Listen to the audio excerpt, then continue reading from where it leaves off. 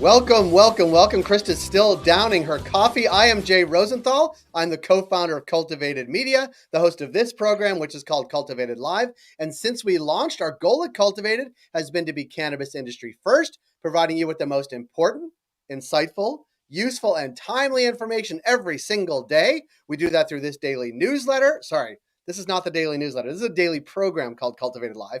We do that through a daily newsletter, which is called Cultivated Daily, which you can get at cultivated.news. So we'd appreciate if you follow us on LinkedIn, subscribe to us on YouTube, get our newsletter in your inbox every single day. It is a great read. This week, it's longer than normal. We're unpacking the election results, what they mean for cannabis. And if you joined us yesterday, we had on the U.S. Cannabis Council, a C-suite at INSA, and Jason Varitek, not Jason Varitek. He is the catcher from the 2004 Red Sox. Jason Tarasek, who is at Vicente in Minnesota, talking about Minnesota, South Dakota, North Dakota, and Nebraska, and a little bit about Wisconsin. We encourage you to find that show. It was super valuable and timely post-election. On Thursdays, I'm joined by Krista Raymer. I'm going to get everybody's name correct today, eventually.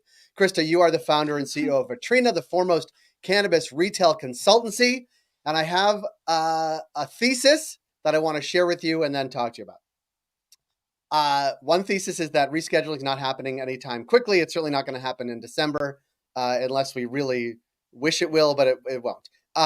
So much like we talk about often, getting your shit together and efficient and profitable as possible right now is going to set you up certainly for right now, but also longer term than you might like. You have to get your operations in order, especially if you're a retailer. Is that what you're pounding home with your retailers right now? Yeah, I mean, absolutely. We're kind of at a phase right now where it's like, when are the changes going to be made? And so I think that the rest of the year, 2025, will be the year of efficient revenue. So how are we driving revenue to the store and what is repeatable?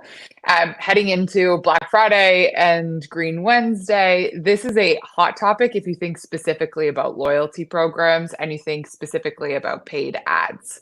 And so one thing that actually we've been talking about with businesses really over the last kind of 2 months has been, if you strip away all of the ad revenue, if you strip away all of the supplemental revenue, what is your base customer spend? So if we stop a marketing spend, what is the amount of traffic that comes to the store? How much are they purchasing? And what do those transactions look like? And then you add in the other revenue. And I think that this is a really helpful exercise when retailers are taking a look at their revenue, the predictability of their revenue, because the revenue that is captured through ads obviously is always an opportunity to retain them, but they have to have a great experience. And is it that the location is convenient for them, or was it that the ad was so appealing that they were the right dispensary to go to? And what is it going to need to keep bringing that customer back in? And so this is a deeper dive at understanding why and what is bringing your customers into the doors and who will continue to repurchase without having to influence their behavior. Then doing an analysis of, okay, who are all the customers that shop with us where we have to influence in some way, whether that be with discounts or a loyalty message, to get them back in the doors. And that's going to give you two different views of your customer base. It's not unlike, I think we talked about it, well, it's probably over a long time, about using 420 as a way, of course, to sell product, but actually as an acquisition and retention strategy, as much as like to get product out the door. And Yep. if you think about it in those frames and the way you're talking about almost deciphering who your customers are that need to be brought in, like with a hook and all these things, and ones that, if they are brought that way, how do they stay in? Like actually breaking down where you're spending money to bring them in, but also Yes. how you are talking to them when they come in. What are they buying? How can you get them to? I'm a Vetrina disciple. Like get them to buy more frequently, or get them to Yeah. come in store more often. Yeah.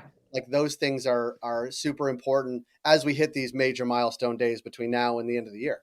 Yeah, and what's the frequency of purchase? If you bring somebody in, say, for example, for Green Wednesday, do they shop, call it 12 times or more over the year, or are they shopping on peak holidays? And how do you even define those definitions? So I think that this is a little bit about understanding your customer behavior, also setting yourself up from a data perspective so that you can parse out this information easily.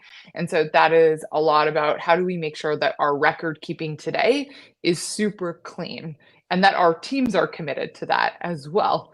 Right. And that makes everything much, much easier if we want to really analyze the business and understand what's going on. Yeah, and when you say that, like, there's ways to identify that this person, Jay Rosenthal, has come in over the past year on Green Wednesday, 420, Christmas Eve, and New Year's, but no other time, which is still a good customer and like someone we want to have come back. Mhm, But I'm different than mhm. the person that comes in twice a month to buy, tons of product. Like it's just a different type of customer. What motivates me is different. The products I buy are different. My basket size is different. And if you hit me with a weekly deal, I'm never coming back in. But if you hit me with a deal potentially that is like around a holiday and something that I'd be back for because you know my purchasing history, that's much more targeted, much more insightful, much more valuable to me and to you as the retailer. Yeah, your peak holiday shopper, you just kind of defined a peak holiday shopper and then like a ritualistic purchasing behavior. Your peak holiday shopper is the one that will be easily disrupted. They can be taken by another deal if it is a compelling deal. And so, where are we competing versus the customer that is already created a ritual with you is going to be much more difficult for a competitor or to be pulled away from your environment. And so, like understanding what the risk and or mix of those customers are is super important. Like if you understand the ritualistic customer behavior and you can say, okay, from a predictable revenue perspective, we have 20% of our revenue that is going to consistently come. What do we need to do to service them?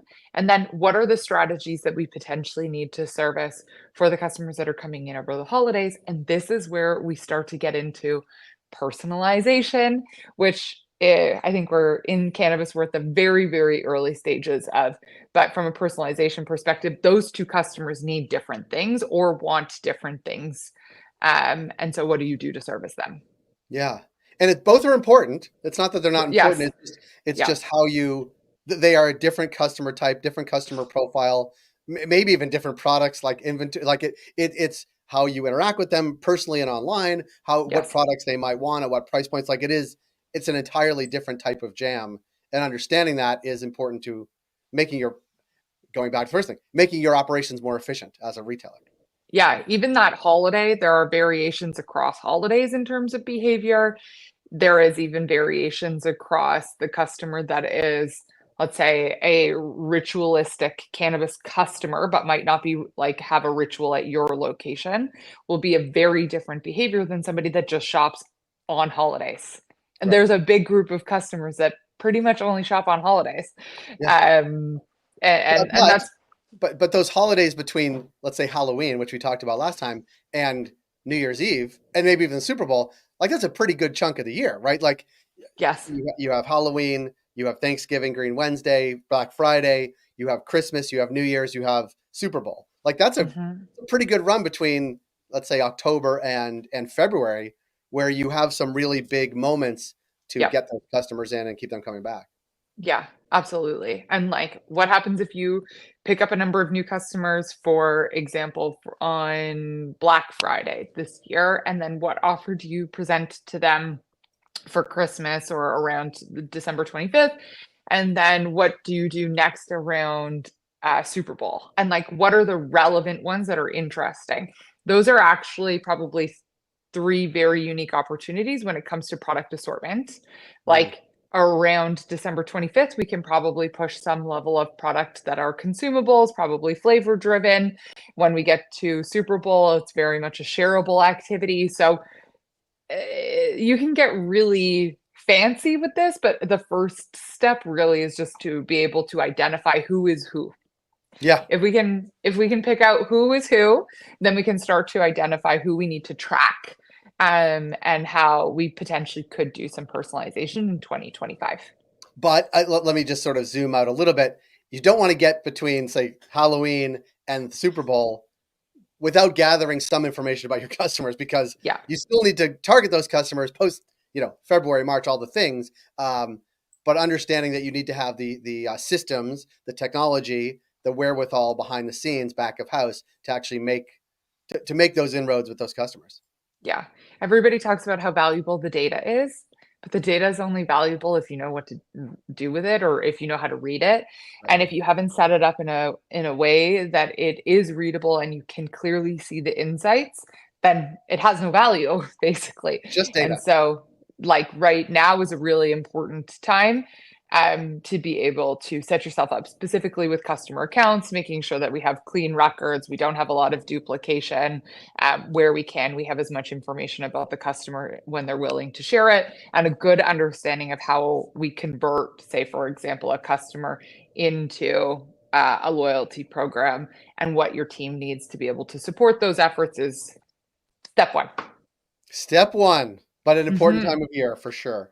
Yeah, Yes. and we were just talking about before we came on. There's some travel coming up, and we'll have more conversations about this as well as the days and weeks roll on, and as the industry, and this goes back to the beginning part, understands or tries to understand what the election on Tuesday means for the industry today, tomorrow, to 2025 and beyond. But I think more and more conversations that we've had even before the election are that getting your shit together now so you are efficient and as profitable as possible will pay dividends long term and may keep you Hmm. open long term, as opposed to waiting for some major regulatory shift at the federal level, which is at a time TBD, unknown, and Yes. maybe further off than it was before. Krista, I think I'll Jay. see you in a couple of weeks in real life, maybe even less than a Hmm. month. We will connect with you then in person, but thank you for spending time this morning as always. And for those that tune in to Cultivated Live all the time, tomorrow morning we will have Chris Roberts from MJ Biz Daily. We'll be talking about the impact and outcome of the election, what that means for reform on the federal level. There's also some state elections that happen, what that means for the industry and those states' legalizations efforts. But Krista, thanks for joining us today. Thanks, Jay. We will see everybody tomorrow. Make sure to follow us on LinkedIn, subscribe to us on YouTube, get our newsletter in your inbox every single day, cultivated.news. It's a great read. Krista, thanks so much. We'll see you later.